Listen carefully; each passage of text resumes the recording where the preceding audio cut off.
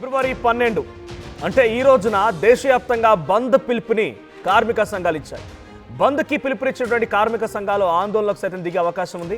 ఇక కేంద్రం తీసుకొచ్చినటువంటి కొత్త కార్మిక చట్టాలను వ్యతిరేకిస్తూ ఈ భారత్ బంద్కి పిలుపునిచ్చారు కార్మిక సంఘాలు. యుఎస్ భారత్ మధ్య జరిగినటువంటి వాణిజ్య ఒప్పందం వల్ల రైతులకి తీవ్రమైన నష్టం జరుగుతుందంటూ రైతు సంఘాలు చెప్తూ ఉన్నాయి. భారత్ బంద్కు all India bank employees association కూడా మద్దతు తెలిపింది.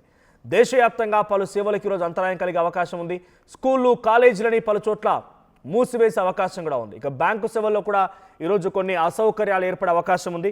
So US, America and Bharat మధ్య ట్రేడ్ డీల్స్ సంబంధించిన విషయంలోనే కార్మిక సంఘాలు ఈ రకంగా బంద్కు పిలుపునిచ్చాయి. మరి ముఖ్యంగా కొత్తగా తీసుకొచ్చిన చట్టాలతో పాటుగా రైతులు కూడా ఇబ్బంది పడుతున్నారు ఈ ట్రేడ్ డీల్ ద్వారా. కాబట్టి రైతులు మరియు కార్మిక సంఘాలు కలిసి ఈరోజు బంద్ పిలుపునిచ్చాయి. సో బంద్ ఎలా కొనసాగుతోంది, బంద్కి సంబంధించి మరిన్ని అప్డేట్స్ మా ప్రతినిధి మధు సిద్ధంగా ఉన్నారు.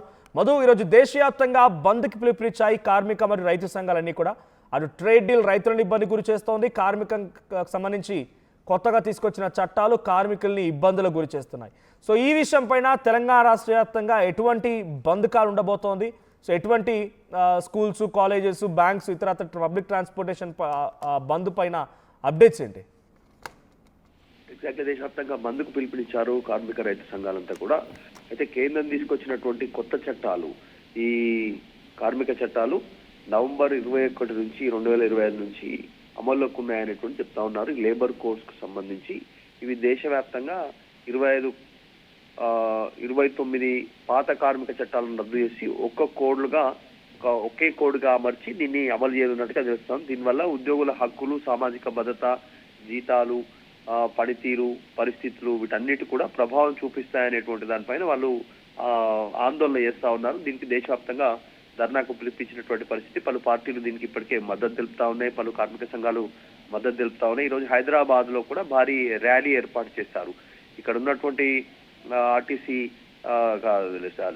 బాగ్లింగంపల్లి నుంచి ఇందిరా పార్క్ వరకు భారీ ర్యాలీ, అక్కడే నిరసన కార్యక్రమాలకు కూడా పిలుపునిచ్చినటువంటి పరిస్థితి ఉంది. ముఖ్యంగా అమెరికా, భారత్ కు సంబంధించినటువంటిది అయితే డీల్ ఉందో, ఒప్పందం, దీనికి సంబంధించిన వాణిజ్య ఒప్పందం, దానివల్ల క్షేత్రస్థాయిలో రైతులకు, కార్మికులకు, ఉద్యోగులకు నష్టం జరిగే పరిస్థితి ఉంది అనేటువంటిది ఇప్పటికే పలు స్కూల్స్, కాలేజీలను పలు చోట్ల మూసివేయించేటువంటి ప్రయత్నం చేస్తా ఉన్నారు.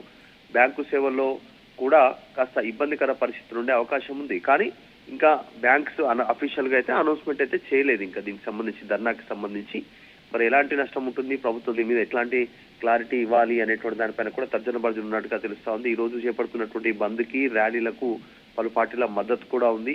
హైదరాబాద్ లో భారత్ బంద్ కు పిలిపించినప్పటికీ కూడా ఇది ఎంత మేర సక్సెస్ అవుతుంది, ఎవరెవరు కలిసి వస్తారు, ఏ సంఘాలు అంటే కార్మిక సంఘాలే కాకుండా ఇంకా మిగతా ఉద్యోగ సంఘాలు కానీ ఇంకా మిగతా వాళ్ళు కూడా ఎవరెవరు వస్తారు అనేటువంటిది కాస్త క్లారిటీ వచ్చే అవకాశం ఉంది సాయంత్రం వరకు. ప్రస్తుతానికి బంధు ప్రభావాన్ని బట్టి ప్రస్తుతం అయితే ఈ కొత్త చట్టాలకు సంబంధించి ఈ కార్మిక సంఘాలన్నీ కూడా బంద్ను చేపడతా ఉన్నాయి భారతదేశ వ్యాప్తంగా. మరి రవాణా వ్యవస్థ పైన ఎట్లాంటి ప్రభావం ఉంటుంది, తర్వాత స్కూల్స్, కాలేజీలు, తర్వాత బ్యాంక్స్, ప్రైవేటు ఉద్యోగస్తులు వీటన్నిటిపైన ఎలాంటి ప్రభావం ఉంటుందో చూడాలి. ఈ రోజు మాత్రం భారతదేశ వ్యాప్తంగా బంద్కు పిలుపునిచ్చారు. కార్మిక సంఘాలు అనగానే ప్రధానంగా గుర్తుకొచ్చేది తెలంగాణ వ్యాప్తంగా సింగరేణి. సో సింగరేణి సంబంధించినటువంటి కార్మిక సంఘాలు ఇప్పుడు ఈ బంద్ కాల్ని పాటిస్తున్నాయా? సింగరేణి ఈరోజు మైన్స్ నడుస్తున్నాయా?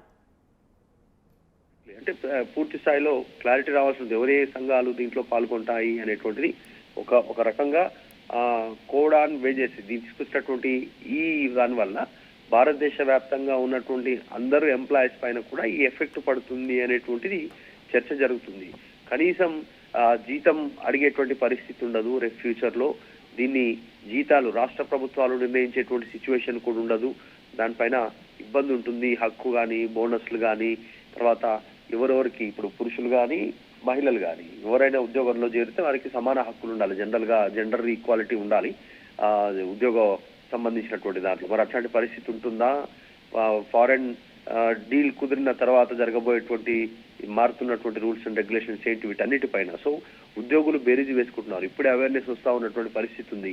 ఇండస్ట్రీకి సంబంధించినటువంటి కానీ, ప్రైవేట్ కి సంబంధించినటువంటి కంపెనీలు కానీ వీటన్నిటిపైన, హెల్త్ రంగాలు కానీ, ఐటీ రంగాలు కానీ. కేంద్ర ప్రభుత్వం తీసుకొచ్చినటువంటి కార్మిక చట్టాలకు వ్యతిరేకంగా ఈ బంద్ కాల్ ఉంది కాబట్టి పొలిటికల్ పార్టీ సపోర్ట్ ఇస్తున్నాయా? ఇప్పుడు ప్రతిపక్షంలో ఉన్న కాంగ్రెస్ కానీ లేకపోతే ఇటు తెలంగాణ వ్యాప్తంగానే కాకుండా భారతదేశ వ్యాప్తంగా ఉన్నటువంటి చాలా పొలిటికల్ పార్టీస్ దీనిలో పార్టిసిపేట్ చేస్తున్నాయి. ఆ బంద్ కాల్లో రైతులకు సంబంధించి గతంలో మనం చూసాం ఏడాది పాటుగా నిర్విరామమైనటువంటి ఒక ఉద్యమం కొనసాగింది ఢిల్లీ సరిహద్దులో. ఇప్పుడు మళ్ళీ ట్రేడ్ డీల్ ద్వారా రైతులు చాలా ఇబ్బందులు పడుతున్నారు కాబట్టి ఆ పొలిటికల్ పార్టీస్ కానీ లేకపోతే దానికి సంబంధించి అఫిలియేటెడ్ సంస్థలు కానీ సంబంధిత సంఘాలు కానీ దీనిలో పార్టిసిపేట్ చేస్తున్నాయా? ఈ రోజు ఆల్రెడీ కార్మిక సంఘాల ఆధ్వర్యంలో భారీ ధర్నా ఉంది. తర్వాత ఇండియా అమెరికాకి సంబంధించినటువంటి దాంట్లోనే ఎవరెవరు అంటే వివిధ వాణిజ్య రంగాలకు సంబంధించినటువంటి కార్మిక సంఘాలు, తర్వాత వివిధ రైతుకు సంబంధించినటువంటి అసోసియేషన్ సంబంధించిన ధర్నాలు, ఐఎన్టీసీకి సంబంధించినటువంటి వీళ్ళంతా కూడా ధర్నాలో పాల్గొంటున్నారు. దానికి తెలంగాణలో అధికారంలో ఉన్న కాంగ్రెస్ పార్టీ మద్దతు తెలిపింది. ఎందుకంటే కేంద్రం తీసుకొచ్చింది కాబట్టి కేంద్రాన్ని వ్యతిరేకించి ఇక్కడ మద్దతు తెలుపుతూ ఈ రోజు ర్యాలీలో కూడా పిసిసి చీఫ్ మహేష్ కుమార్ గౌడ్ కూడా పాల్గొంటున్నారు. దాంతోపాటు ఇంకా మిగతా కొన్ని రాజకీయ పార్టీ నాయకులు కూడా పాల్గొనేటువంటి అవకాశం ఉంది. విఎస్టీ నుంచి హైదరాబాద్ లో ర్యాలీ ప్రారంభమవుతుంది. అక్కడ నుంచి ఇందిరా పార్క్ వరకు ర్యాలీ కొనసాగే అవకాశం ఉంది. అక్కడ భారీ బహిరంగ ధర్నాను నిరసనను వ్యక్తం చేయాలనేటువంటి నిర్ణయం తీసుకున్నారు. దానికి తెలంగాణలో అయితే ప్రస్తుతానికి కాంగ్రెస్ అఫీషియల్ గా అనౌన్స్మెంట్ చేసింది. ఇంకా కొన్ని రాజకీయ పార్టీలు కూడా ఈ ధర్నాలో పాల్గొనేటువంటి అవకాశం కనిపిస్తా ఉంది.